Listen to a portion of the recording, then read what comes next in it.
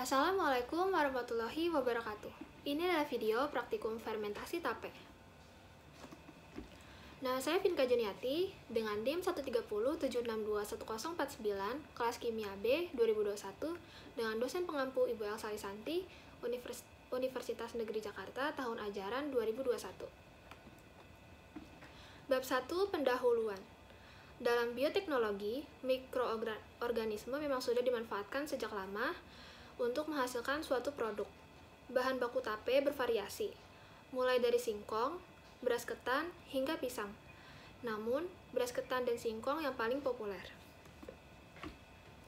Latar belakang, fermentasi merupakan suatu cara untuk mengubah substrat menjadi produk tertentu yang dikehendaki dengan menggunakan bantuan mikroba.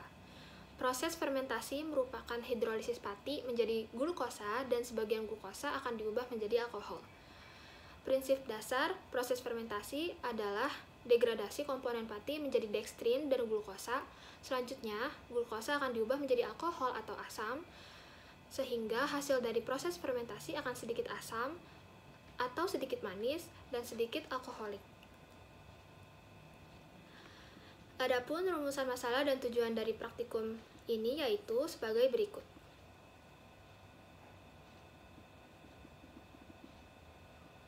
Bab 2 Tinjauan Pustaka. Fermentasi merupakan suatu cara untuk mengubah substrat menjadi produk tertentu yang dikehendaki dengan bantuan mikroba. Reaksi fermentasi yaitu C6H12O6 menjadi C5H5OH plus CO2 plus ATP. Adapun tahapan fermentasi yaitu yang pertama ada penguraian atau proses hidrolisis enzimatis. Yang kedua ada perubahan gula menjadi alkohol.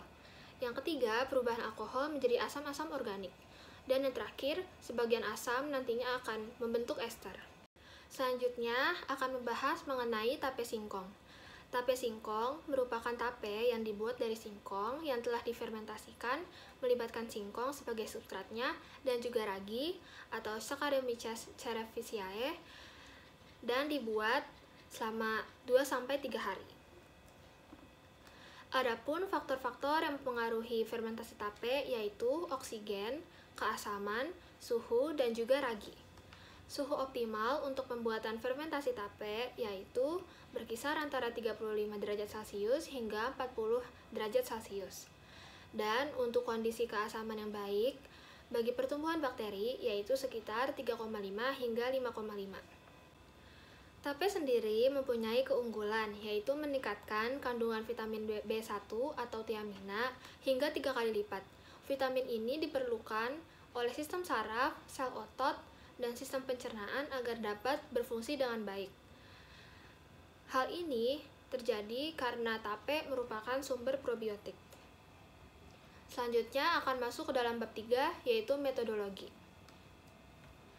Adapun alat dan bahan yang perlu disiapkan yaitu panci, talenan, pisau, garpu, daun pisang, tumbukan, dan juga wadah tertutup. Dan bahan yang diperlukan yaitu singkong, ragi, juga air. Selanjutnya yaitu cara kerja pembuatan fermentasi tape.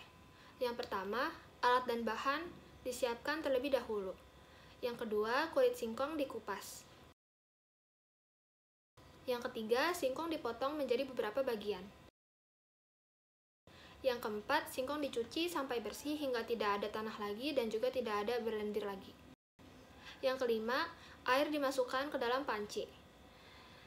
Yang keenam, singkong juga dimasukkan ke dalam panci dan direbus selama kurang lebih 20 menit. Yang ketujuh, singkong yang telah direbus disisihkan terlebih dahulu ke dalam wadah yang bersih dan juga kering.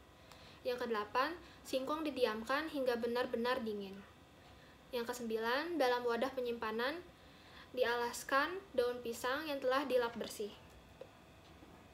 Yang ke-10, singkong dipindahkan perlahan ke dalam wadah penyimpanan.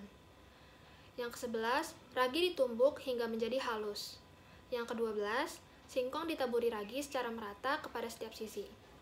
Ke-13, singkong dibungkus dengan daun pisang dan ditutup pada bagian atasnya. Untuk step terakhir, yaitu wadah penyimpanan ditutup dengan menggunakan tutup wadah dengan rapat dan disimpan di tempat yang sejuk. Bab 4 yaitu hasil dan pembahasan. Setelah 3 hari didapati hasil percobaan sebagai berikut.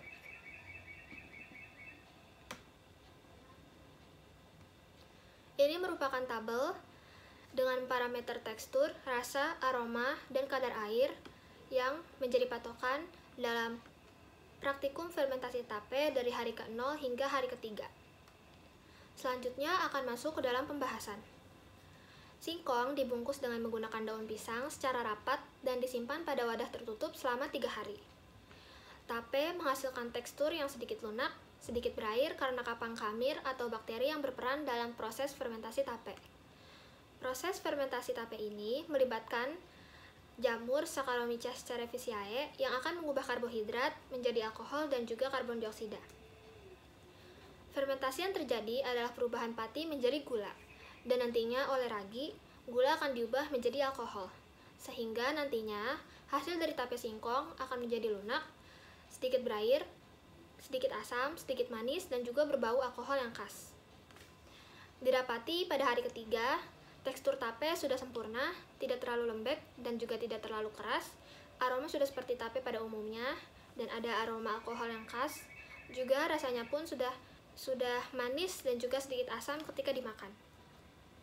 Kesimpulan dari praktikum fermentasi tape ini yaitu yang pertama, faktor-faktor yang mempengaruhi fermentasi tape yaitu suhu, keasaman, oksigen, dan juga ragi.